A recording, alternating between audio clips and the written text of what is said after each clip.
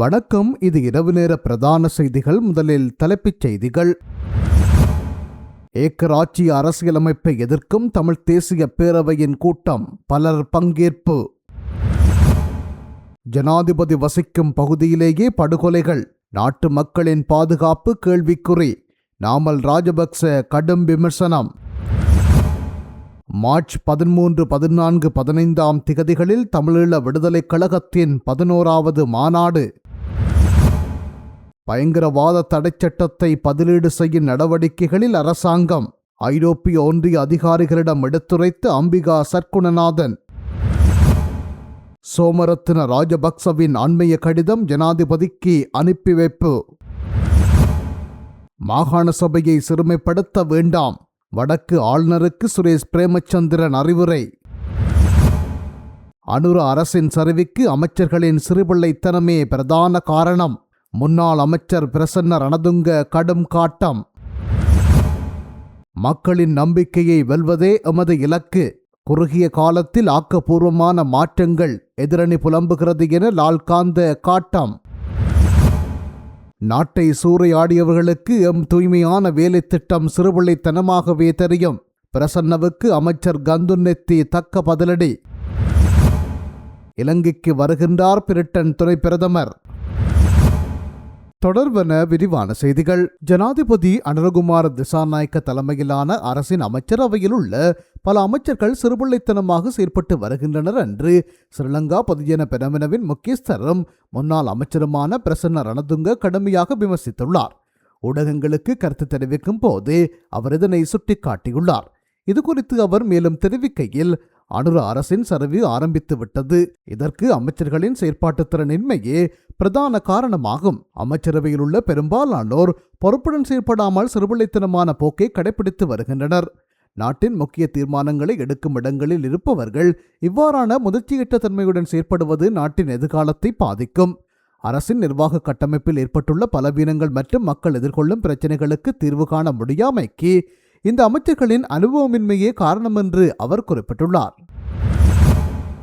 தேசிய மக்கள் சக்தியின் அமைச்சரவை அமைச்சர்கள் குறித்து முன்னாள் அமைச்சர் பிரசன்ன ரணதுங்க முன்வைத்த விமர்சனங்கள் முற்றிலும் அடிப்படையற்றவை என கமத்தொழில் கால்நடை வளங்கள் காணி மற்றும் நீர்ப்பாசன அமைச்சர் KD லால்காந்து தெரிவித்துள்ளார். ஊடகங்களுக்கு கருத்து தெரிவித்த போதே அவர் மேற்கண்டவாறு குறிப்பிட்டுள்ளார். இதுகுறித்து அவர் மேலும் தெரிவிக்கையில், பிரசன்ன ரணதுங்க கூறுவது போல் தேசிய மக்கள் சக்தியின் அமைச்சர்கள் சிறுபிள்ளைத்தனமாக செயற்படவில்லை. கடந்த காலங்களில் நாட்டை சீரழித்த ஊழல் மற்றும் முறையற்ற நிர்வாகத்தை மாற்றி ஒரு புதிய அரசியல் கலாச்சாரத்தை உருவாக்குவதையே எமது அமைச்சர்கள் நோக்கமாக கொண்டுள்ளனர். பிரசன்ன ரணதுங்க போன்ற எதிரணியினர் மக்கள் வழங்கிய புதிய அரசியல் ஆணையை சகித்துக் கொள்ள முடியாமல் இவ்வாறான விரக்தி கலந்த கருத்துக்களை முன்வைத்து வருகின்றனர். ஜனாதிபதி அனுரகுமார திசாநாயக்க தலைமையிலான தற்போதைய அமைச்சரவை மிகவும் அர்ப்பணிப்புடன் மிக குறுகிய காலத்துக்குள் பல ஆக்கப்பூர்வமான மாற்றங்களை செய்துள்ளது. அமைச்சர்களின் செயற்திறனின்மையினால் அரசு வீழ்ச்சியடையும் என்பது எதிர் அணியினரின் வெறும் பகற்கனவு மாத்திரமே. மக்களின் நம்பிக்கையை மென்மேலும் வென்றெடுக்கும் வகையில் எமது திட்டங்களை நாங்கள் உறுதியுடன் முன்னெடுத்து வருகின்றோம் என்று அவர் குறிப்பிட்டுள்ளார். இந்த நாட்டை சூறையாடிய மொட்டு கட்சியினருக்கு எமது தூய்மையான வேலை திட்டம் சிறுபிள்ளைத்தனமாகவே தெரியும் என்று கைத்தொழில் மற்றும் தொழில் முயற்சியாண்மை அபிவிருத்தி அமைச்சர் சுனில் கந்துன்னெத்தி தெரிவித்துள்ளார். அனுர அரசின் அமைச்சர்கள் சிறுபிள்ளைத்தனமாக செயற்படுகின்றனர் என்று ஸ்ரீலங்கா பொதுஜன பெரமுனவின் முக்கியஸ்தரும் முன்னாள் அமைச்சருமான பிரசன்ன ரணதுங்க தெரிவித்த விமர்சனத்துக்கு பதிலளிக்கும் போதே அவர் இவ்வாறு குறிப்பிட்டுள்ளார். இது தொடர்பில் ஊடகங்களிடம் அவர் மேலும் கூறியதாவது, கடந்த காலங்களில் நாட்டை பொருளாதார ரீதியாக படுகொலியில் தள்ளியவர்களுக்கும் ஊழல் நிறைந்த அரசியல் கலாச்சாரத்தில் ஊறியவர்களுக்கும் எமது புதிய மாற்றம் வெளிப்படையான வேலை திட்டங்கள் சிறுபிள்ளைத்தனமாக தெரிவதில் வியப்பில்லை. நாம் எடுக்கும் ஒவ்வொரு தீர்மானமும் மக்களின் நலனை நோக்கியதே தவிர தனிநபர் லாபங்களுக்காக அல்ல. தற்போதைய அமைச்சர்கள் எவ்வித வரப்பிரசாதங்களையும் எதிர்பாராது நாட்டின் கைத்தொழில் மற்றும் பொருளாதாரத்தை மீள கட்டியெழுப்ப இரவு பகலாக உழைத்து வருகின்றனர். பிரசன்ன ரணதுங்க போன்றவர்கள் குறை கூறுவதை விடுத்து ஆக்கப்பூர்வமான ஆலோசனைகளை வழங்கினால் நாடு முன்னேறும். மொட்டு கட்சியினர் மீண்டும் அதிகாரத்துக்கு வரும் நோக்குடன் இவ்வாறான முதிர்ச்சியற்ற கருத்துக்களை முன்வைக்கின்றனர். இவ்வாறு அவர்கள் கூறுகின்றமையை நாட்டு மக்கள் நம்ப மாட்டார்கள். ஏனெனில் நாட்டு மக்கள் முட்டாள்கள் அல்லர் என்று அவர் குறிப்பிட்டுள்ளார். பிரிட்டன் துணை பிரதமர் டேவிட் லாமே குறுகிய கால விஜயம் மேற்கொண்டு நாளை மறுதினம் 17ஆம் திகதி இலங்கைக்கு வருகின்றார். 17ஆம் திகதி காலை கொழும்பு வரும் டேவிட் லாமி ஜனாதிபதி அனுரகுமார திசாநாயக்க, பிரதமர் கரணி அமரசூரிய மற்றும் வெளியுறவு அமைச்சர் விஜித கேரத் ஆகியோரை சந்திப்பார் என தெரிவிக்கப்பட்டுள்ளது. கொழும்பில் தங்கியிருக்கும் போது பிரிட்டன் துணை பிரதமர் தமிழ் அரசியல் தலைவர்களையும் சந்திக்க உள்ளார். பிரிட்டன் துணை பிரதமரை சந்திப்பதற்கு தமக்கு அழைப்பு விடுக்கப்பட்டுள்ளது என்று இலங்கை தமிழரசுக் கட்சியின் நாடாளுமன்ற உறுப்பினர் சிவஞானம் ஸ்ரீதரன் உறுதிப்படுத்தியுள்ளார். ஐநா பணியகத்தில் நடைபெறும் நிகழ்வில் குழந்தைகள் பராமரிப்புக்கான உலகளாவிய பரப்புரைக்கான சாசனம் குறித்த உடன்பாட்டிலும் டேவிட் லாமி கையெழுத்திடுவார். தனது குறுகிய கால விஜயத்தை நிறைவு செய்த பின்னர் டேவிட் லாமி 17ஆம் திகதி மாலையே இலங்கையிலிருந்து புறப்பட உள்ளார். தமிழர் இன பிரச்சினைக்கு தீர்வாக அரசினால் கொண்டுவரப்படவிருக்கும் இலங்கை ராஜ்ய வரவை நிராகரித்து கூட்டாட்சி தீர்வை ஒரே குரலில் முன்வைப்பது தொடர்பில் தமிழ் தேசிய கட்சிகள் மற்றும் சிவில் சமூகத்துடன் கலந்துரையாடும் நோக்கில் தமிழ் தேசிய பேரவையினால் ஏற்பாடு செய்யப்பட்டுள்ள கூட்டம் யாழ்ப்பாணத்தில் இன்றைய தினம் நடைபெற்றது. யாழ்ப்பாணத்தில் உள்ள தனியார் மண்டபத்தில் குறித்த சந்திப்பு இடம்பெற்றது. இதன்போது சிவில் அமைப்புகளின் பிரதிநிதிகள், அரசியல் பிரமுகர்கள், பல்கலைக்கழக மாணவர்கள் உட்பட பலர் கலந்து கொண்டனர். தமிழ் தேசத்துடைய அரசியல் அபிலாஷைகளை பாதுகாக்கிறதுக்கும் அதே நேரம் அந்த அரசியல் அபிலாஷைகளை முழுமையாக அனுபவிக்கக்கூடிய ஒரு அரசியல் தீர்வை வலியுறுத்துறதுக்கும் உடைய ஒரு கலந்துரையாடல் வெற்றிகரமாக நடைபெற்று முடிந்துவிட்டது. இந்த கலந்துரையாடலிலே ஏகமனதாக ஒரு சில தீர்மானங்கள் எடுக்கப்பட்டன. முதலாவது, இந்த கலந்துரையாடலிலே கலந்து கொண்ட அத்தனை அமைப்புகளும் சிவில் சமூக செயற்பாட்டாளர்களும் அரசியல் கட்சிகளும் வெகுஜன அமைப்புகளையும் தாண்டி இந்த எதிர்காலத்திலேயும் இந்த முயற்சியிலே கலந்து கொள்ள விரும்புகின்ற அரசியல் கட்சிகள், பொது அமைப்புகள், சிவில் சமூக செயற்பாட்டாளர்கள் போன்ற பல தரப்புகளுக்கும் கதவு துறந்திருக்கும் என்ற ஒரு தீர்மானம் எடுக்கப்பட்டது. இன்றைக்கு கலந்து கொண்ட அத்தனை அமைப்புகளும் நபர்களையும் உள்வாங்கி ஒரு பொதுச்சபை உறுதிப்படுத்தப்பட்ட முடிவெடுக்கப்பட்டது. அந்த பொதுச்சபையிலே இருந்து தமிழர்களுடைய அரசியல் அபிலாஷைகள், அடிப்படை அரசியல் அபிலாஷைகளான திம்பு கோட்பாடுகளை மையப்படுத்தி தமிழ் மக்கள் பூரண சுயாட்சியை பெறக்கூடிய ஒரு பொது யோசனை ஏகமனதாக முன்வைப்பதற்கு முடிவெடுக்கப்பட்டது. அந்த யோசனைகளை தயார்படுத்துகின்ற நோக்கத்தோடு ஒரு குழு, ஒரு கமிட்டி ஒன்று நியமிக்கப்படுறதுக்கும் முடிவெடுக்கப்பட்டிருக்கின்றது. அந்த கமிட்டி வரப்போகின்ற ஒரு சில வாரங்களுக்குள்ளே யோசனைகளை, இந்த பொதுச்சபையிலே இருக்கக்கூடியவர்கள் அந்த கமிட்டியால் எந்த வகையில் எவ்வகையான அந்த திம்பு கோட்பாடுகளை பிரதிபலிக்கிறக்கூடிய யோசனைகள் எதுவும் இருக்கிறதாக இருந்தால் அந்த கமிட்டிக்குள்ளே முன்வைக்க வேணும் என்ற முடிவையும் எடுத்து அது வரப்போகின்ற ஒரு சில வாரங்களுக்குள் பொதுச்சபைக்கு மீண்டும் ரிப்போர்ட் பண்ணும். அதனுடைய செயல்பாடுகள் தொடர்பாக ரிப்போர்ட் பண்ணுறதாக ஏகமனதாக முடிவு எடுக்கப்பட்டிருக்கின்றன. இந்த வரப்போகின்ற ஒரு கிழமைக்குள்ளே இல்லாட்டி ஒரு 10 நாளைக்குள்ளே அந்த குழுவினுடைய, அரசியல் விவகார குழுவினுடைய பேர் பட்டியல் இறுதி செய்யப்படும். அதில் தான் இப்போதைக்குரிய முடிவுகள். எதிர்வாழும் காலத்தில் நான் ஏற்கனவே சொன்னதை போல் இந்த அமைப்புகள், சிவில் சமூக செயற்பாட்டாளர்கள் கொண்ட இந்த பொதுச்சபை தொடர்ந்தும் கூடிக்கொண்டே இருக்கும். அரசியல் ரீதியாக செயல்பட வேண்டிய முடிவுகள், அந்தந்த நேரத்தில் உருவாக்க வேண்டிய கமிட்டிகள், இல்லாட்டி எடுக்க வேண்டிய நடவடிக்கைகள் தொடர்பாக முடிவுகள் அனைத்துமே வந்து பொதுச்சபையால் மட்டும்தான் எடுக்கப்படும் என்ற ஒரு இணக்கப்பாட்டும் எட்டப்பட்டிருக்கின்றது. அந்த வகையில் வந்து நாங்கள் எதிர்பார்த்த குறிப்பாக வந்து ஏக்கிய ராஜ்ய அரசியலமைப்பை நிராகரிக்கிறதுக்கும் ஏகமனதாக வந்து முடிவெடுக்கப்பட்ட முடிவும் எங்களுடைய அரசியல் அபிலாஷிகள் வலியுறுத்த வேண்டியதுக்கு எவ்வகையான ஒரு பொது யோசனைகள் முன்வைப்பதற்கான நடைமுறை சார்ந்த செயல்பாடுகளுக்கும் ஏகமனதாக இணங்கினது இந்தியான் எங்களுடைய இந்த முயற்சிக்கு பூர்ண வெற்றியை அளித்திருக்கிறது என்றது நான் சொல்ல விரும்புகின்றேன். அனைவருக்கும் வணக்கம். நான் தீனா விக்னேஸ்வரன், யாழ்ப்பாண பல்கலைக்கழகத்தின் சிரேஷ்ட விரிவுரையாளர். இன்றைக்கி தமிழ் தேசிய பேரவை ஏற்பாடு செய்திருந்த இந்த அரசியலமைப்பு தொடர்பான கலந்துரையாடலில் சில தீர்மானங்களும் சில செயற்பாட்டு திட்டங்களும் முன்மொழியப்பட்டுள்ளன.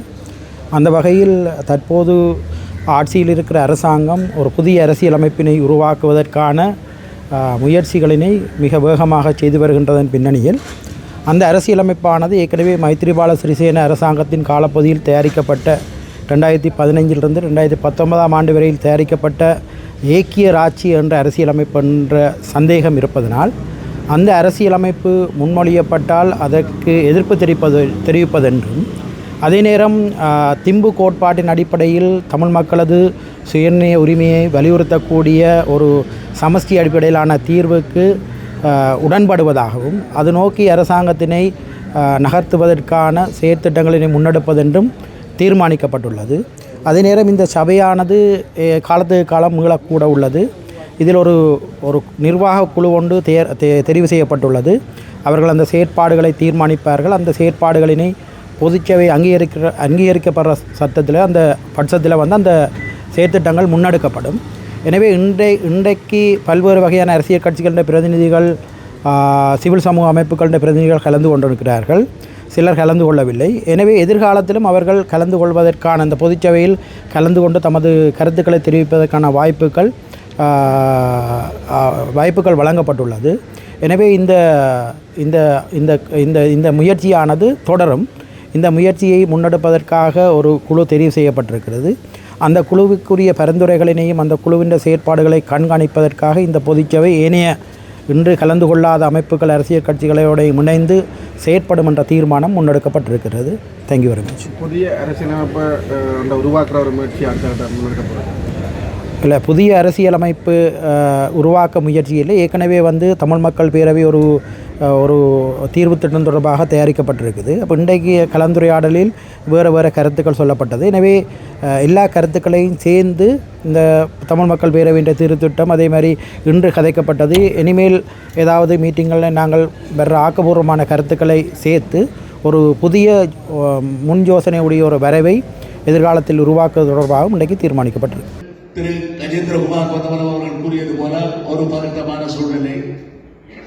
இதை மக்கள் பிரதிநிதிகள் என்று பார்த்தால் இலங்கை தமிழரசு கட்சிக்கு 8, அதால ஜேவிபிக்கும் 7-8 என்ற நிலைமையில் இருக்கின்ற காரணத்தால் வடக்கு கிழக்கிலே இருக்கக்கூடிய பிரதிநிதிகளிலே பாதிக்கும் மேற்பட்டவர்கள் ஒரு பக்கம் சென்றுவிட்டால் அதை தமிழ் மக்கள் ஏற்றுக்கொண்டதாக வந்து விடுமோ என்ற ஒரு அச்ச நிலைமை. இந்த சூழ்நிலையிலே இவர்கள் என்ன செய்தாலும் பரவாயில்லை, மக்கள் போராட்டம் ஒன்றுதான் வழி என்ற நிலைமையை நோக்கி நாங்கள் செல்ல வேண்டும். இலங்கை தமிழரசு கட்சி திரு சுமந்திரன் குத்தகை எடுத்து வச்சிருக்கிறவர் எப்படியாவது என்ன மோசமான விளைவை செய்தால் 4 பேரை கொண்டு போய் கொடுத்து அடங்கி வைப்பார்கள். அதை முறியடிக்கக்கூடிய விதத்திலே நாங்கள் இனிமேல் சமஸ்டியை பற்றி கருதுவார். ஏனென்றால் சமஸ்டியாக போறாங்க. திரு நிலாந்தர் அவர்கள் சொன்னது போல பாராளுமன்றத்துக்கு கூடாது எந்த தீர்வும் தராது. இலங்கைக்குள்ளேயே இல்லை. ஒரு வெளிநாட்டு வெளி சக்தியினுடைய தூண்டுதல் காரணமாக ஒன்று நடந்தாலுடைய இதைத்தான் இனப்படுகொலை நடைபெற்றிருக்கிறது.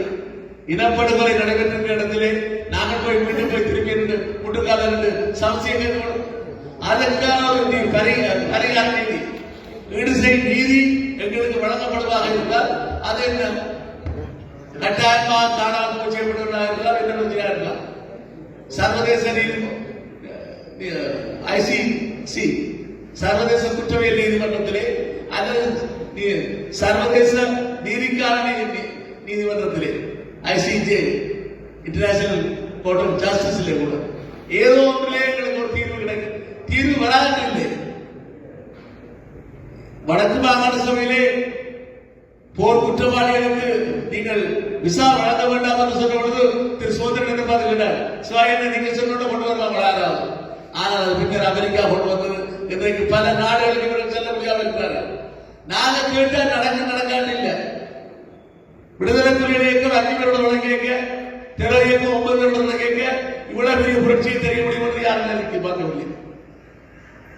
அவை இதை நடக்காததில்லை. இன்றைக்கு இவர்கள் இவ்வளவு தங்களுடைய விதிகளை கொடுத்திருக்கிறார்கள் என்றால் அதற்கு ஒரு பரிகாரமாக எங்களுக்கு நாங்கள் வேண்டாம் என்று மக்கள் நிற்கிறார்கள் என்றால் அதுதான் விஷயம். பாராளுமன்ற எண்ணிக்கை கணக்கெல்லாம் பறிக்கிறேன். 1619 இழந்த அந்த யாழ்ப்பாண ராஜ்யம் வீழ்த்தப்பட்டது போர்த்துகீசரால். அது ஒன்றாம் ஆங்கிலேயருக்கு கைமாறி சிங்களர்கள் கைமாறி நாங்கள் நிற்கிறோம். விடுதலை புலிகள் களமாக இருந்த பொழுது அமெரிக்கா உட்பட பலர் கான்ஃபெடரேஷனை கொடுப்பது விதிகள் வந்தார்கள். 2000 ஆண்டிலே சந்திரியாவுக்கு தீர்வு வழங்கப்பட்டது. அமெரிக்காவுடைய தூதுவராக இருக்கிற ஆல்ஃபிரட் வெஸ்ட் அவர்கள் காலத்தில் டாக்டர் எதிர்வீர் சிங்கம் ஐயா அவர்களுக்கு எழுதிய கடிதம், அதிலே கான்ஃபெடரேஷனை பற்றி அல்லது சமஸ்தியை பற்றி தீவிரமாக நாங்கள் பரிசீலிக்க தயாராக இருக்கிற சூழ்நிலை இருப்பதை அவர்களுக்கு சொல்லிவிட்டு அந்த கடிதத்தின் பிரதி இருக்கிறது. 2001 ஆண்டு விவாதம் எழுதப்பட்டது. 2001 இல்ல அதற்கு பின்னர் புலிகள் எவ்வளவு பலமாக வந்தார்கள். அவர்களுடைய ஒரு ஒப்பந்தத்தை செய்ய வேண்டிய நிலைமை ஏற்பட்டது இல்லாமல் அவர்கள் இன்றைக்கு எந்த பலனும் இல்லை. நாங்களுக்கு நாங்களே ஏற்றுக்கொள்ளவில்லை என்றாலே அதுதான் பலம். அதை நோக்கி நாங்கள் பயணிக்க வேண்டும். அதை விடுத்து இன்னொரு விடயம், தேசியம், தாயம், சுயநிர்ணய உரிமை. சுயநிர்ணய உரிமை என்றால் என்ன? அந்த காலத்திலே இலங்கை வானொலியிலே ஒரு நிகழ்ச்சி இருந்தது. உங்கள் பேரில் என்ன தெரியும், எங்களுடைய பேர் அனுப்ப வேண்டும். அது இளைஞர்களுக்கு கொடுத்தாங்க பாட்டு தெரிவு செய்யும். அதுபோலதான் எங்களுடைய தலைவர்கள் நாங்கள் சமஸ்தி பாடும் கட்சிகள் செய்யறோம் இல்லை. அதுவும் இல்லை. அந்த நேரடியாக கேட்க வேண்டும். மக்கள் ஒவ்வொருவரும் தமிழ் மக்கள் சொல்ல வேண்டும். இலங்கை கூட நடக்கிற வாக்கெடுப்பில் தேவையில்லை. வடக்கு கிழக்கிலே இருக்கக்கூடியவர்கள் பரப்புற புலம்பெயர் தேசங்களே இருக்கக்கூடியவர்கள் அவ்வாறு நடந்ததால் இல்லை என்று இல்லை. எத்தனையோ நாடுகளிலே, சவுத் சூடானிலே, மற்ற இடங்களிலே, அமெரிக்காவிலே கூட எத்தனையோ இடங்களிலே வாக்கெடுப்பில் நிறுத்தப்பட்டது. சர்வதேச கண்காணிப்பு நடந்திருக்கிறது. அதே போல ஈஸ்ட் தீமோர், கிழக்கு தைமோர் என்ன நடந்தது? வாக்கெடுப்பு பொறுத்த எத்தனையோ நாடுகள் வாக்கெடுப்பு புறப்படுத்திருக்கிறது. பிரிய வேண்டும் என்று நாங்கள் சொல்லவில்லை. பிரியக்கூடாது என்று மக்கள் சொன்னாலும் அதை நாங்கள் ஏற்றுக்கொள்ள தயாராக இருக்கிறோம். அந்த ஆப்ஷன் இருக்க வேண்டும். சுதந்திர தமிழகம் வேண்டுமா இல்லையா என்ற ஆப்ஷன் தான் எங்களுக்கு தேவை. அதுதான் சுயநிர்ணய உரிமை என்பதை நோக்கி நாங்கள் செல்ல வேண்டும். அதை விட்டுட்டு தமிழ் மக்கள் பேர் வைத்து தீர்வுகளை வெளிக்கொண்டு திருப்பி போய் எல்லாம் ஒரே மாற்றி போட்டு கொடுக்கிறோம். அதெல்லாம் ஒன்றும் தேவையில்லை. திரு டாக்டர் குருவரன் அவர்கள் சொன்னது போல பிளஸ் திப்பு பிளஸ் இல்லை, இந்த பிளஸ் இறமை என்பதை இறுக்கமாக சொல்லி எங்களுடைய இறமை இன்றைக்கு 1919 மறைக்கப்பட்ட இறமை இன்னும் எங்களுடைய கையிலே இருக்கிறது. அந்த இறமையை பயிர மாட்டோம் என்ற விடயத்திலே நாங்கள் செல்ல வேண்டும். ரெண்டு நாடுகள் சேர்ந்து ஒரு ஒன்றியமாக ஒரு தீர்வை நோக்கி நாங்கள் நகர வேண்டிய தீர்வு ஒரு நாடாக இருந்தால் இல்லை என்றால் எதுவும் நடக்காது. நாங்கள் இறுக்கமாக இந்த 40,000 50,000 மாவீரர்களை மறந்து 1,00,000க்கு மேற்பட்ட மக்களை மறந்து அரை முறை இந்த சிங்கள பௌத்த அவர்களுடைய நடவடிக்கைகள் ஒவ்வொன்றும் ஆக்கள் மாறலாம், டிகிரி மாறலாம், கூடலாம், குறையலாம். அதை பற்றி சொல்ல விரும்பவில்லை. ஆகவே பட்டுக்கோட்டை தீர்மானம் எடுக்கப்பட்ட பொழுது இருந்த இன்னொரு பேராளர்களே ஒருவர் என்ற வகையிலே எத்தனையோ விடயங்களை முதல் இயக்கம் உருவாக்கப்பட்ட பொழுது வென்றரை செல்வராக நடத்திட்டு பார்த்த வகையிலே இன்றைக்கு எங்களுடைய கட்டணத்துக்கு முன்னாலே இது நடவடிக்கைவிட்டாலும் கூட தொடர்ந்து நாங்கள் இறுக்கமாக நின்று ஈழத்தமிழினம் தன்னைத்தானே ஆள வேண்டும் என்ற நிலைமையை நோக்கி செல்ல வேண்டிய நாங்கள் இந்த மாயங்களே போய் இது போய் விழக்கூடாது என்பது என்னுடைய பணிவான கத்தாண்மையான கருத்து. நன்றி. தமிழ் தேசிய பேரவையினுடைய தலைவர் திருவாளர் கஜேந்திரகுமார் அவர்கள் இதனை முன்மொழிந்தாரோ அதுவே தமிழ் தேசிய பசுமை இயக்கத்தினுடையதும் நிலைப்பாடு. அது மாற்று கருத்து இருந்தால்தான் நான் ஏதாவது பேச முடியும். ஆகவே அவ்வாறு இல்லை. இரண்டாவது, தமிழ் தேசிய மக்கள் முன்னணியினுடைய தேர்தல் விஞ்ஞாபனத்தில் பொதுவாக்கெடுத்தும் சமஸ்டியும் முன்னிறுத்தியதால் தான் அந்த பாராளுமன்ற உறுப்பினர்களுடைய எண்ணிக்கை குறைந்ததாக வேலை சுவாமி அவர்கள் சொன்னது கூட என்னை பொறுத்தவரையில் அது அரசியல் ரீதியாக தவறான கணிப்பீடு என்கிறது. நான் அதனை சுட்டிக்காட்ட வேண்டும். மற்றது ஒரு பொது நிலைப்பாடு தொடர்பாக வடக்கு கிழக்கு தழுவிய ஒரு நிலைப்பாடு எடுப்பதற்கு ஒரு பொது கட்டமைப்பு அவசியம் என்பது தொடர்பாக இங்கு பேசப்பட்டது. அது தொடர்பாக மாத்திரம் நான் சிலவற்றை குறிப்பிட விரும்புகிறேன். எங்கள் முன்னால் நாங்கள் இப்பொழுது பேசுகின்ற அந்த தீர்வு திட்டத்தை, தமிழ் தேசிய பேரவையின் காத்திரமான தீர்வு திட்டத்தை முன்வைத்தோம் என்று சொல்லியிருக்கின்றோம். அது சரியானது. ஆனால் அந்த தமிழ் தேசிய அந்த தமிழ் மக்கள் பேரவை என்று எங்கள் மத்தியில் இல்லை. அது முன்வைத்த தீர்வு திட்டத்தை வைத்துத்தான் கையில் இருக்கக்கூடிய அந்த பிரதியை வைத்து பேசியிருக்கிறோம். தமிழ் மக்கள் பேரவை ஏன் இல்லாமல் போனது? இன்னொன்று, தமிழ் தேசிய பொது கட்டமைப்பு பொது வேட்பாளருக்காக சிவில் சமூகங்கள் பல இணைந்து உருவாக்கிய ஒரு பொது கட்டமைப்பு. அதுவும் ஜனாதிபதி தேர்தலுடன் பாராளுமன்ற தேர்தலுடன் அதுவும் மத்தியில் இல்லாமல் போனது.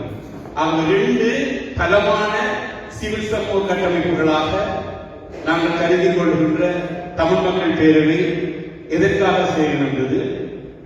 இந்த தமிழ் தேசிய பொது கட்டமைப்பு எதற்காக செயல்படுகிறது என்கிறது தொடர்பான உயிர் பரிசீலனை இல்லாமல் நாங்கள் இன்னொரு சிவில் சமூகங்களினுடைய கட்டமைப்பை உருவாக்குவது கடினம் என்பது என்னுடைய கருத்து. தமிழ் மக்கள் பேரவை மிக நன்றாக செயல்பட்டு வந்தது. அதில் முதலமைச்சர் விக்னேஸ்வரன் ஐயா முதலமைச்சராக இணைத்தலைவராக இருந்தவரை அவர் கட்சியினுடைய தலைவராக அவதாரம் எடுப்பதற்கு பிறகு அங்கே தமிழ் தேசிய பேரவையினுடைய இயக்கம் கேள்விக்குறியானது. தமிழ் தேசிய பொது கட்டமைப்பு பொது வேட்பாளராக ஜனாதிபதி தேர்தல் வரும் வரைக்கும் மிக சிறப்பாக பலமாக இயங்கியிருந்தது.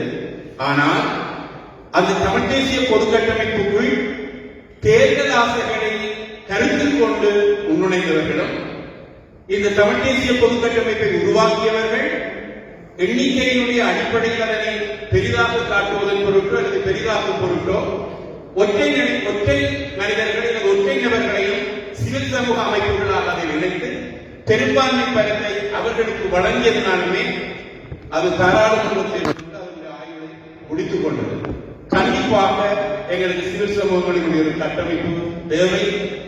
தேர்தல் ஆசைகள், அதாவது தமிழ் தேசிய இனத்தினுடைய நலன்களை மாத்திரம் முன்னிறுத்தக்கூடிய, தேர்தலில் போட்டியிடக்கூடிய ஆசைகளை வரித்துக் கொள்ளாத ஏற்றுக்கொள்ளாத மக்களை கொண்டு நிச்சயமாக இந்த சிவில் சமூக கட்டமைப்பை உருவாக்க வேண்டும்.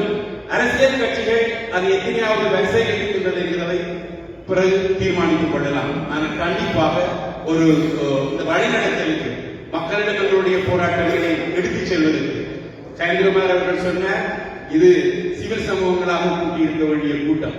நாங்கள் தமிழ் தேசிய பேரவையாக கூட்டுகின்ற பொழுது தவிர்க்க முடியாமல் மற்றவர்கள் வராமல் இருப்பதற்கான காரணங்களை அவர்கள் சொல்லலாம். ஆனால் இங்கே சிவில் சமூக கட்டமைப்புகள் ஏன் அந்த பொறுப்பை தமிழ் தேசிய பேரவை ஏற்றுக்கொண்டது என்று சொன்னால் அவர்களுக்கே சில தயக்கங்கள் இருந்தது. நாங்கள் கூப்பிட்டால் அவர்கள் வருவார்களா, அவர்கள் கூப்பிட்டால் நாங்கள் போகலாமான். ஆகவே அதை இல்லாத ஒழித்து ஒரு பலமான வலுவான சிவில் சமூக கட்டமைப்பை உருவாக்க வேண்டியது அவசியம் என்று நான் உங்களிடம் வலியுறுத்தி கேட்டுக்கொள்கிறேன். சிவாஜிலிங்கமும் சார்ந்திருக்கிற அதே தமிழ் தேசிய கட்சியை இந்த தமிழ் சிவாஜிலிங்கத்தினுடைய கருத்துக்களை தொடர்ந்து மிக சுருக்கமாக 5 நிமிஷத்துக்கு மேற்படாமல் சுருக்கமாக சில கருத்துக்களை சொல்வது தேவை என்பதை விட பொருத்தமானது என்றும் நான் தாழ்மையாக எங்களுக்கு முன்னாலே சந்தர்ப்பம் ஒன்று வந்தது. இப்படியான சந்தர்ப்பம் கடந்த காலத்திலே 2 தலைவர்கள் எங்களுக்கு இருந்தது. ஜனநாயக ரீதியாக ஒன்று இலங்கையில்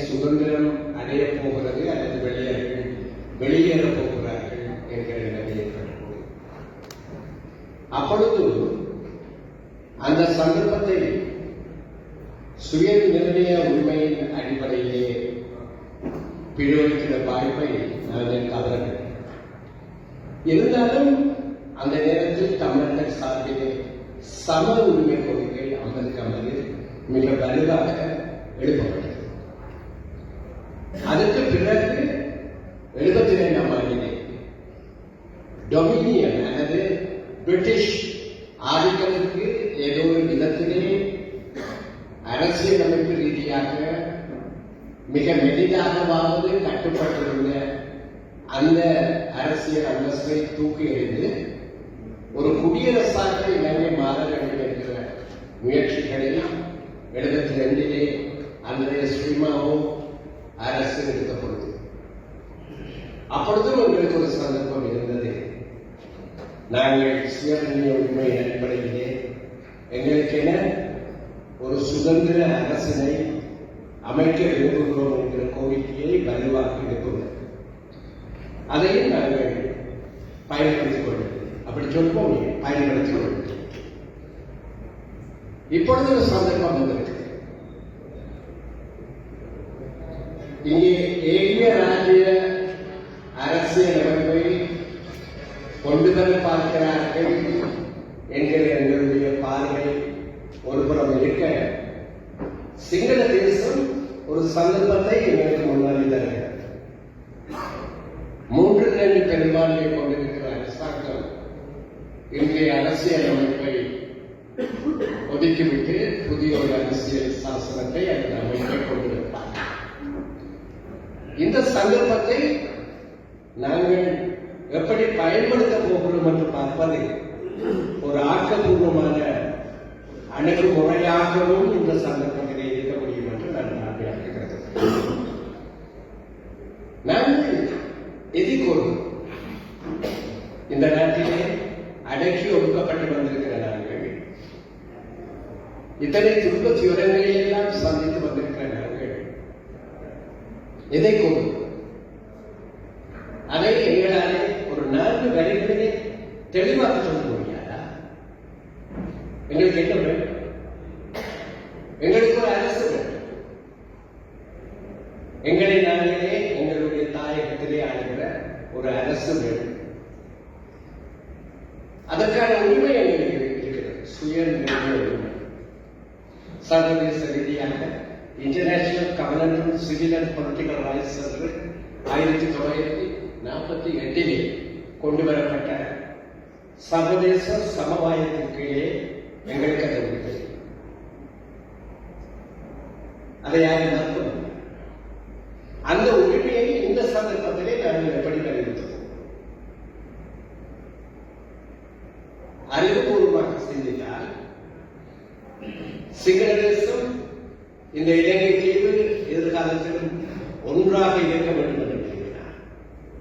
அல்லது இலங்கை தீவிலே பிரச்சனைகள் இருக்கக்கூடாது என ரீதியாக நீண்ட காலமான ஒரு யுத்தத்திற்கு எதிர்பார்த்த பிரச்சனை தீர்க்கப்பட வேண்டும். அதை சிங்கள தேசம் பயன்படுத்தும். எங்களை பொறுத்த மண்ணிலே நாங்கள் எங்களுடைய சொந்த மண்ணிலே எங்களுக்கு சுதந்திரத்தோடு வாழ வேண்டுமென்றால் நாங்களும் பயன்படுத்தும். நாங்கள் திட்டவட்டமாக இந்த சந்தர்ப்பத்திலே நமக்கு சுய நிர்ணய உரிமை தமிழ் தேசம் சுயாட்சி போகிறது. அந்த சுயாட்சி கோரிக்கையை அதை இப்பொழுது சிங்கள தேசத்துக்கு சொல்கிறது. உலகமெங்கும் பல்வேறு இனங்கள் வாழ்கின்ற நாடுகளிலே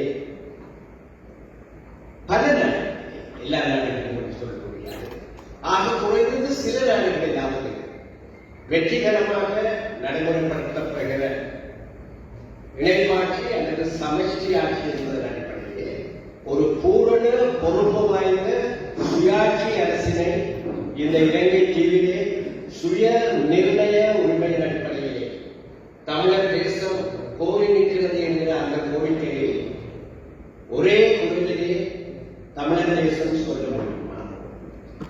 அங்கு நிற்குமாக ஒரு சிலர் தவறி போகலாம். ஆனால் மிக பெருமை அபரிதமாக தமிழர் தேசம் சொல்ல முடியுமா? அப்படி சொன்னால் அதுக்கு சிங்கள தேசம் பதிலளிக்க வேண்டிய இந்த கோரிக்கையின் உள்ளம்சங்களை உள்ளடக்கங்களை பற்றியெல்லாம் பேசுவதற்கு முன்னர் இதற்கு சிங்கள தேசம் பதிலளிக்க வேண்டும்.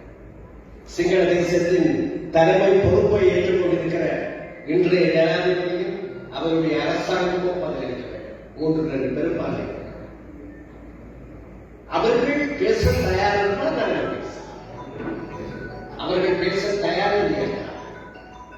இனப்பிரச்சனைக்கு இலங்கை தீவுக்குள்ளே ஒரு நீதியான நிரந்தரமான தீர்வினை அரசியல் வழியிலே சமாதான வழியிலே கொண்டு வருவதற்கு கிடைத்திருக்கிற இந்த சந்தர்ப்பத்தை பயன்படுத்த அவர்கள் விரும்பவில்லை.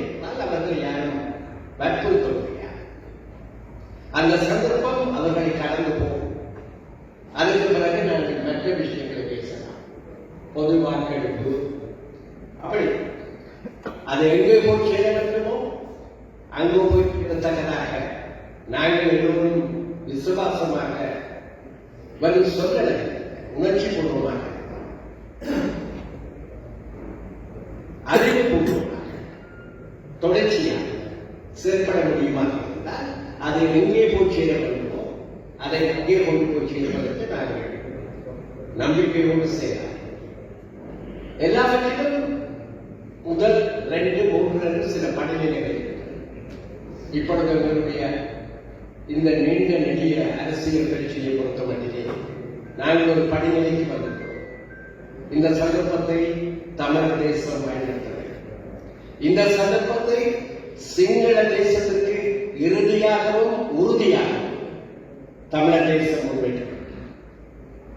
அதாவது எங்களுடைய தீர்வு என்பது எந்த அடிப்படையிலே அமைய முடியும் என தமிழர் தேசம் விரும்புகிறது. ஒன்றுபட்ட நாட்டுக்குள்ளே அந்த தீர்வை கொண்டு வருவதானால் அது எப்படி அமைய வேண்டும் என்று தமிழர் தேசம் கோருகிறது என்பதை மிக சுருக்கமாக திட்டத்தெளிவாக நாங்கள் சொல்லியா அதற்கு பாசிட்டிவான வருமாக மிகுதியை நாங்கள் பேச மற்ற விஷயங்கள் அந்த திட்டம் இந்த திட்டம் எத்தனையோ திட்டங்களை பற்றியெல்லாம் பேசலாம். அது பிரச்சனை. முதலிலே அவர்கள் பந்தை நாங்கள் அவர்களை நோக்கி அறியும் பந்து திருப்பி வருமானால் நாங்கள் ஆடலாம், விளையாடலாம். இதே நாங்கள் ஏனைய வழிகளை சிந்திக்க வேண்டும். அதற்கான உரிமை எங்களுக்கு இருக்கிறது, அதற்கான துணிவு எங்களுக்கு இருக்கிறது, அதற்கான வலிமை எங்களுக்கு இருக்கிறது. எங்களுக்கு தேசமும் அதற்கு நிச்சயம் தயாராக. நன்றி. தற்போதைய தேசிய மக்கள் சக்தி அரசாங்கம் எதற்கும் என்பது அல்லது என்ன மாதிரியான அரசியலமைப்பை கொண்டு வரும் என்பதற்காக வெளிப்படையாக இதை கொண்டு சொல்லினார். கணிதமாக சொன்னவர் 2015-19 செயல்முறையில் உருவாக்கிய அது எந்த இடத்தில் விடப்பட்டதோ அதில் இருந்தவர்கள் தொடர்ந்து கொண்டு செல்வதற்கு தயாராக இருக்கிறார்கள். இது தொடர்பாக உங்களுக்கு தெரியும், ஜனாதிபதி தேர்தல் நேரத்தில் இது தொடர்பாக ஒரு விவாதம் வந்தது. தமிழ் மக்கள் யாருக்கு ஆதரவு வேண்டும் என்ற விடயம் வந்தபோது இலங்கை கம்யூனிஸ்ட் கட்சி சார்பில் சொல்லப்பட்டது சஜித் பிரேமதாசாவுக்கான ஆதரவு வழங்கப்பட்டதற்கான பிரதான காரணம் 2015-19 உருவாக்கிய வரைவிலிருந்து நான் தொடர்ந்து கொண்டு செல்வேன் என்று அவருடைய தேர்தல் விஞ்ஞாபனத்தில் இருந்து வெளிப்படையாக இருந்த காரணத்தினால் அவருக்கு ஆதரவு இருப்பதாகவும் அது வெளிப்படையாக அனுர்குமார் கிருஷ்ணனுடைய தேர்தல் விஞ்ஞாபனத்தில் இல்லாதால் அவருக்கு நாங்கள் ஆதரவு நல்கவில்லை என்பதும் இலங்கை தமிழ் கட்சியாக வெளிப்படையாக சொல்லப்பட்டது. அது முக்கியமானது நினைக்கிறேன். அதுக்கு தமிழ் மக்கள் அந்த விடயத்தை ஏற்றுக்கொள்ளல. சஜித் பிரேமதாசாவுக்கு அந்த ஆணையை வழங்கல. அதன் பின்னராகவும் இலங்கை தமிழ் கட்சி பாராளுமன்ற தேர்தலில் போட்டி வைக்கையும் 2015-19 செயல்முறை தொடர்வதற்கான ஒரு ஆணையர்கள் கோரியிருந்தார்கள். இந்த பின்புலம் ஒன்று இருக்குது. இந்த பின்புலம் வந்து நாங்கள் பார்க்க வேண்டியது 2015-19 செயல்முறையிலேயே அப்போது NPP JVP என்ற அடிப்படையில் பங்கு பெற்றிருந்தது. விமான் ரட்நாயக்கவும் தற்போதைய அமைச்சர் விமான் ரட்நாயக்க அவைத்தலைவர் பங்கு பெற்றிருந்தவர், ஸ்டேரிங் கமிட்டியில் பங்கு பெற்றிருந்தவர். அவையின் நிலைப்பாடு அந்த இடைக்கால அறிக்கை சம்பந்தமாக இந்த இடைக்கால அறிக்கைக்கு அவர்கள் தனியாக மாற்றாக ஒரு அறிக்கை முன்வைத்தனர். அதுல தற்போதைய மாகாண சபைகளில் ஆளுநருக்கு கொடுக்கப்பட்டிருக்கக்கூடிய அதிகாரத்தை குறைக்கிறதுக்கே தாங்கள் இருக்கிறது அவர்கள் சொல்லியிருக்கிறார். அப்ப ஜேவிபி 2015 வந்த இடைக்கால அறிக்கையை அவர்கள் ஏற்றுக்கொள்ளவில்லை என்று அவர்களுடைய முக்கிய அமைச்சர்கள் அந்த செயல்முறையில் கூறியவர்கள் தற்போது அதை அவர்கள் காப்பிட்டு வருகிறது எங்களை பொறுத்தவரைக்கு சந்தேகங்களை உருவாக்க வேண்டும். அது ஒன்று. இப்ப தமிழர்கள் பக்கத்துல சரி அவை இடத்தையும் கொண்டு வரட்டும், நாங்கள் என்ன நிலைப்பாடு எடுப்போம் இருக்கு. ஏற்கனவே நடந்த செயல்முறையை நாங்கள் தொடர்வதா, அந்த செயல்முறையிலிருந்து வந்த அந்த டிராஃப்ட் அந்த வரைவினுடைய சிக்கல் என்ன, நாங்கள் ஒரு நிலைப்பாடை முன்வைக்கணுமா, அல்லது சிலர் சொல்வது போல நாங்கள் ஒரு நிலைப்பாடை முன்வைக்க தேவையில்லை, வெறுமனே நாங்கள் ஒரு ஒப்பங்கூடல் மட்டும்தான் கேட்கணுமா என்ற 3 விதமான சிந்தனைகள் இருக்குது. அதில் எதை நாங்கள் முன்வருவதாக என்னுடைய முன்வைக்க அடுத்த 2 நிமிஷத்துல நான் சொல்ல பிள்ளைகள் 2015க்கும் 19க்கும் இடையில வந்த செயல்முறையில் 2 ப்ரொபோசல்ஸ் வந்தது. ஒன்று 2017ஆம் ஆண்டு ஸ்டியரிங் கமிட்டியால் வெளியிடப்பட்ட மிக சுருக்கமான ஒரு ஆவணம் இன்டர்ன் ரிப்போர்ட் வந்து ஸ்டியரிங் கமிட்டி வழிநடத்தல் குழுவின் இடைக்கால அறிக்கை. அதன் பின்னர் எக்ஸ்பர்ட்ஸ் கமிட்டி அவையால் நியமிக்கப்பட்ட நிபுணர்களால் உருவாக்கப்பட்ட ஒரு அறிக்கை. அது பின்னர் அந்த அரசாங்கம் கலைவதற்கு சில மாதங்களுக்கு முன்னர் வெளியிடப்பட்ட ஒரு அறிக்கை. இந்த 2 அறிக்கையினுடைய ஏக்கிய ராஜ்ய என்று பாராளுமன்ற கஜேந்திரகுமார் பொன்னம்பலம் இதற்கு நிறைய தொகுதிகளில் பேசியிருக்கிறார். நாங்களும் அந்த காலத்தில் பேசினார்கள். ஏக்கிய ராஜ்யம் என்று சிங்களத்தில் போட்டுட்டு ஒருமித்த நாடு என்று போட்டு அந்த குழப்பத்துக்கு அப்பால அந்த எக்ஸ்பர்ட்ஸ் ரிப்போர்ட்டை விரிவாக படிக்க உங்களுக்கு ஒரு சந்தர்ப்பம் கிடைச்சா அது நிச்சயமாக ஒரு ஒற்றையாட்சிக்கு உட்பட்ட ஒரு தீர்வை தான் முன்வைக்கிறது. எனவே லேபல்ஸ் என்னென்ன சொல்லுதோ இல்லையோ உள்ளடக்கத்திலேயும் 2015-19 ப்ரொபோசல் ஒற்றையாட்சியை நோக்கின ஒற்றையாட்சிக்கு உட்பட்ட ஒரு ப்ரொபோசல் தான் என்பதில் எந்த விதமான சந்தேகம் இருக்க முடியாது. நான் அடிக்கடி மேற்கோள் காட்டுறது கலாநிதி அசங்க வெளிக்கல அந்த இந்த எக்ஸ்பர்ட் ரிப்போர்ட் தொடர்பாக எழுதின ஒரு கட்டுரையில சில ஏற்பாடுகள் 13ஆம் திருத்தத்தை விட கூட சொல்லியிருக்கிறார். அப்ப நாங்கள் அந்த ப்ரொபோசல்ஸுடைய உள்ளடக்கம் நீங்கள் ஏக்கிய ராஜ்ய என்ற விஷயத்துல யார் சொல்றது சரி என்பதில் உடன்பாடு இல்லாட்டாலும் உள்ளடக்கம் சார்ந்த வாழ்க்கைக்கு மிக தெளிவாக ஒற்றையாட்சிக்கு உட்பட்ட ஒரு ஏற்பாடாக இருக்குது.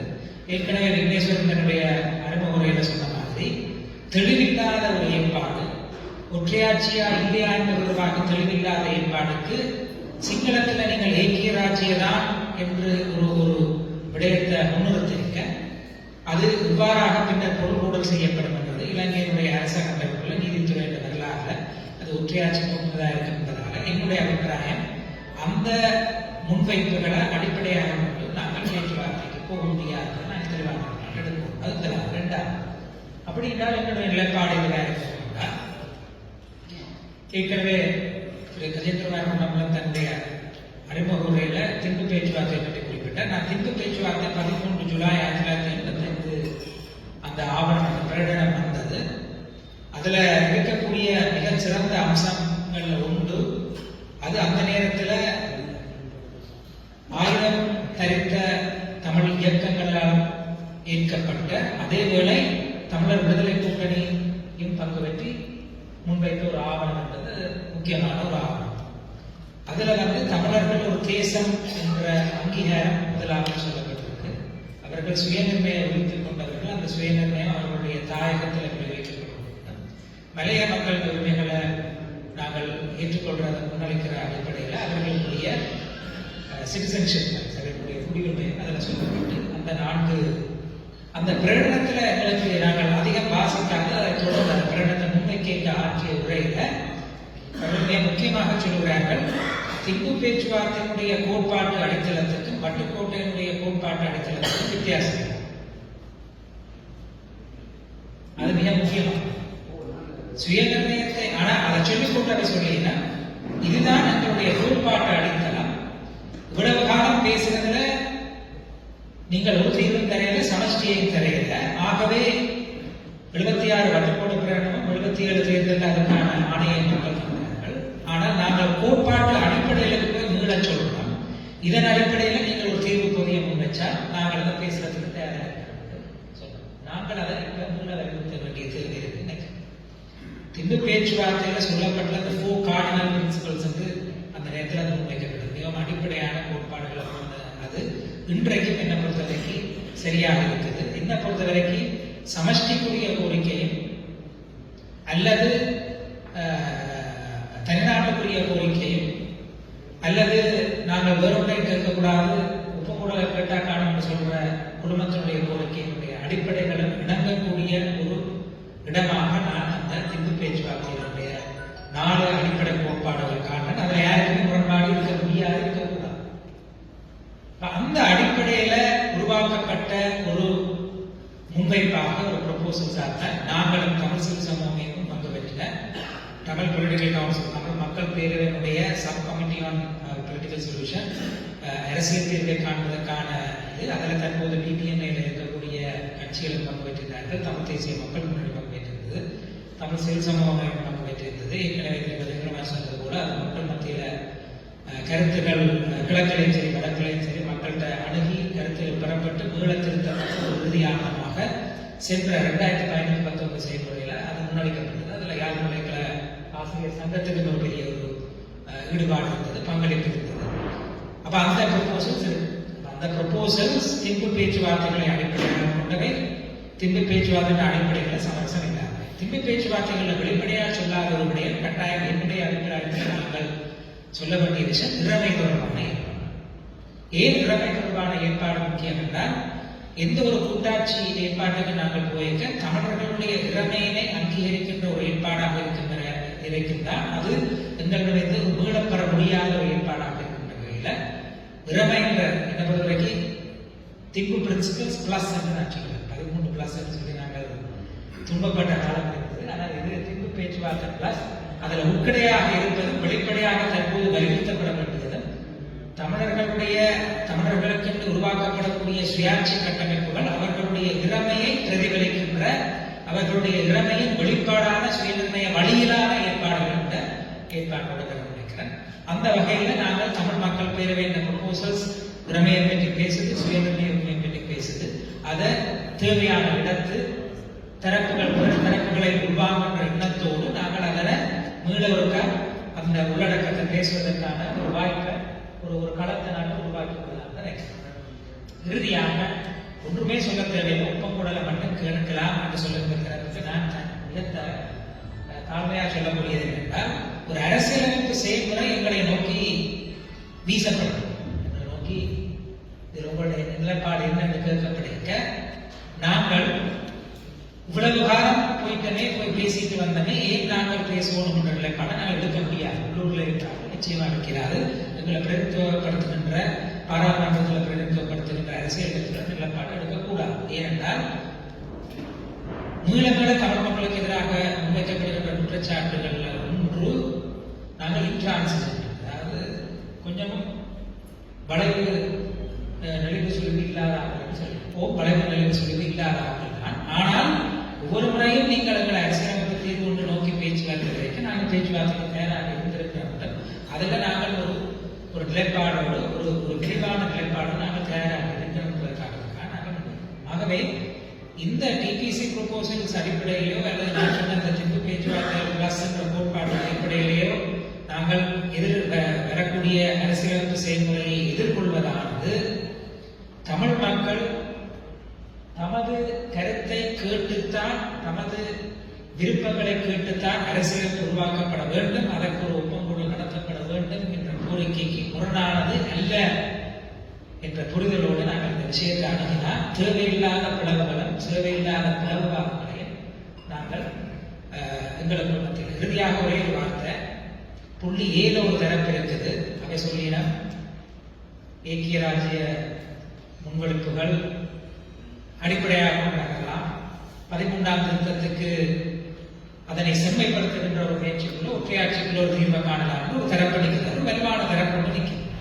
2வது தரப்பு சொல்வது இல்லை, சுயநிர்ணயம் இறமை வழியிலும் நாங்கள் ஒரு தீர்வு திட்டத்தை முன்வைக்கொண்டு தரங்களுக்கு இடையில நாங்கள் வந்து தெளிவாக எங்களுடைய நிலைப்பாடை ஒற்றையாட்சியை நிராகரிக்கிற அந்த நிலைப்பாட்டை முன்வைக்கிறதுக்கு தடையாக அதை தாண்ட ஒரு சீப்புள்ளி ஒன்று உருவாக்கி பிஎனாக வலுவிழக்க செய்யக்கூடாது என்னுடைய தாழ்மை. இலங்கையினுடைய அரச கட்டமைப்புக்கு உட்பட்டு தமிழர்களுடைய சுயநிர்ணய உரிமை இளமையில ஒரு விட்டுக் கொடுப்பும் இல்லாமல் நாங்கள் முன்வைக்கக்கூடிய அதிகபட்ச கோரிக்கையை நாங்கள் முன்வைப்பது எமது கடமை. அந்த கடமைக்கு பங்கு இல்லாமல் நாங்கள் அதை செய்யணும். அந்த கடமையை செய்கிறது ஏதோ ஒரு விதத்தில் சுயநிர்ணயத்துக்கு குறைவோ அல்லது ஒப்பக்கூடல் என்ற கொள்கைக்கு குறைவோ என்று அதை முன்னிலைப்படுத்துறது என்பது என்ன பொறுத்தவரைக்கும் வரலாற்று. ஏனென்றால் அது ஏன் ஸ்ட்ரென்தன் பண்ணால் நான் ஏன்னு சொன்னது ஏன்றதை நீங்கள் ஞாபகம் ஒற்றையாட்சி அடிப்படையில் 2019 செய்முறையில் பிரயாணிக்கிறது. ஆகவே பிசி என்ற நிலைப்பாடுகள் அவசியமற்றவை. அவற்றுக்கான கோட்பாட்டு அடிப்படைகள் ஒன்றானவை. அந்த கோட்பாட்டு அடிப்படைகள் பின்பு பேச்சுவார்த்தையினுடைய 4 பிரதான கோரிக்கைகள் சக இறமை தொடர்பான மிக தெளிவான வெளிப்பாடு. அந்த அடிப்படையில் தமிழ் மக்கள் பேரவை முன்வைத்த யோசனைகளை மீள் பரிசீலனை செய்வோம், மீள விவாதத்துக்கு உட்படுத்துவோம், இன்னும் செம்மைப்படுத்த வேண்டும் என்றால் செம்மைப்படுத்துவோம். ஒற்றுமையாக தமிழர் தரப்பினுடைய நிலைப்பாடு சுயநிர்ணய வழி இறமை வழியான ஒரு கூட்டாட்சி வழியிலான நிலைப்பாட்டை தான் நாங்கள் கேட்டுக்கொள்கிறோம். அது எந்த விதத்திலும் சுயநிர்ணயத்துக்கும் இறமைக்கும் பங்கமில்லாத சமரசமில்லாத